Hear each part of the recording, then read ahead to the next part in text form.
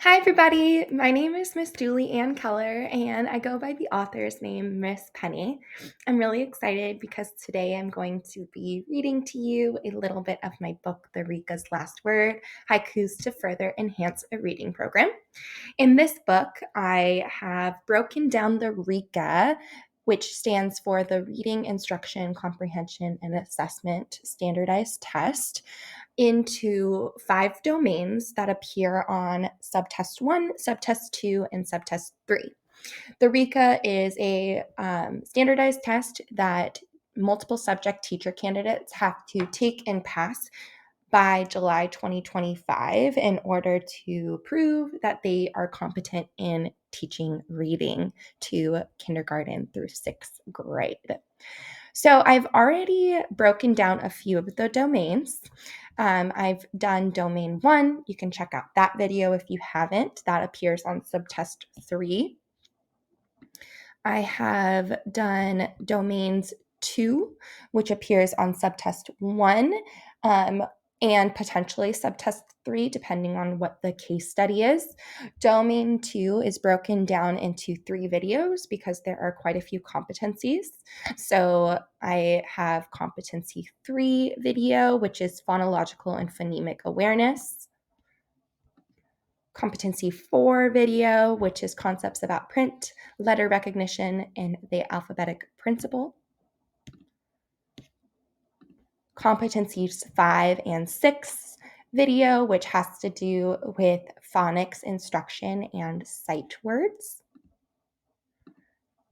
And Competency 7 video, which has to do with syllabic and structural analysis and orthographic knowledge and spelling development. So today I'm excited. We are going to be continuing on the journey of mastering the vocabulary and main ideas for subtest 1 in domain 3, which is fluency. The 2 competencies that are covered in this subtest are competency 8, understand the role of fluency in reading development and factors that affect students' development of fluency, and competency 9, understand how to promote students' fluency development. So as I'm reading these haikus, feel free to pause the video, write down ones that resonate with you, that feel like they might help you simplify the information so you can basically memorize and access the information when you're answering those multiple choice test questions or responding to the small response portion. And if you are more of a paper person, then there will be a link in the bio where you can get the paperback version of this and annotate the text. All right, enough previewing. Let's go ahead and get started with haikuing. This is my first run through, and there may be some spelling errors, but there won't be spelling errors in the actual paperback version. All right, let's get started. If literacy was a car, fluency would be the engine. Without an engine, a car can't drive. The engine is why a car moves. Without fluency, readers won't comprehend. They will read sound by sound. We want readers to automatically be recognizing words, but that's not enough. They need an engine to get meaning from the text. Automatic word recognition means they can focus on content. This is now known as the automaticity theory. Read whole words. Fluency is bridge between word analysis and comprehension. When students can read fluently, they are doing 3 things well. They are reading with accuracy, expression, and swiftly pacing. Accurate. Readers are reading the words correct. They are not stumbling. Prosody. Readers are reading with expression, pitch, volume, and chunks. Pacing. Readers are reading at the same speed that they talk to their friends. There are some things that disrupt fluency. 1, word analysis. When analysis of words is weak, students will need to review. Review phonemic skills like blending and phonics, then decoding words.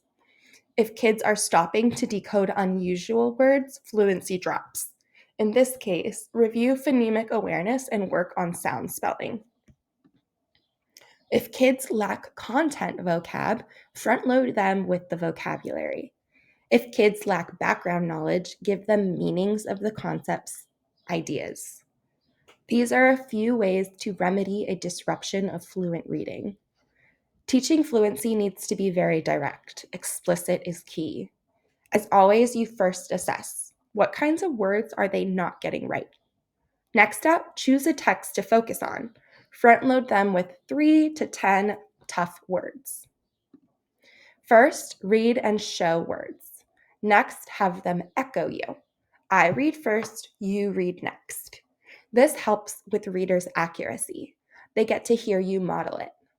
Third, chorally read words. Helps with accuracy too.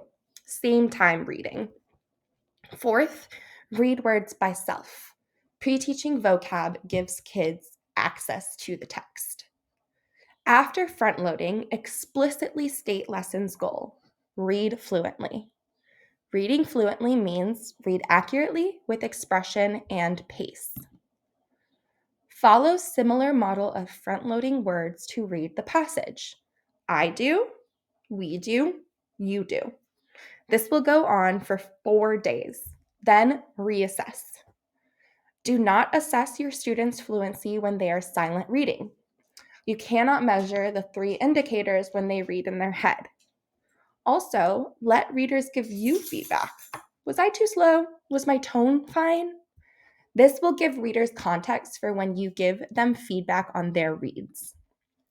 Most fluency is in small groups. There are many levels in whole group. Start fluency when kids have mastered sight words and can decode tough words. At that point, they will be able to go through words in text fluently. When you give guidance to readers, model support and don't walk away. When readers practice fluency, use timed readings and repeated reads. Timed readings are texts read for a certain time to see how far they get. Repeated reading is when you use the same text over a few days. This allows readers to become more accurate and increase their pace. Readers' theaters is another fun one. In a small group, assign roles. Readers get to read as a character. Highlight the lines they will read.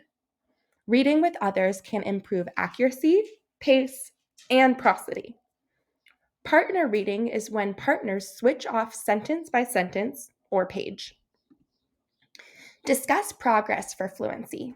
Kind, specific, and helpful feedback. If kids are still not accurately reading, there are things you can try. Can they isolate sounds? Phonemic awareness review might help them. Improve prosody by direct instruction on punctuation marks. Choral reading is another way students will improve prosody.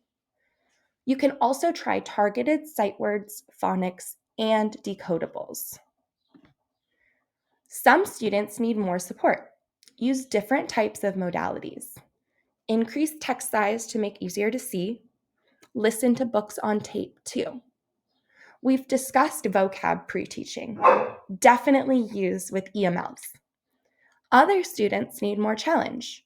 Use more advanced texts and extensions. Lastly, don't forget to assess. Let assessments drive your instruction. ORFs, Oral Fluency Assessments, words read correctly per minute. Graph timed practices so students can see their reading fluency progress. Running records tells accuracy rate, error rate, and self-corrects.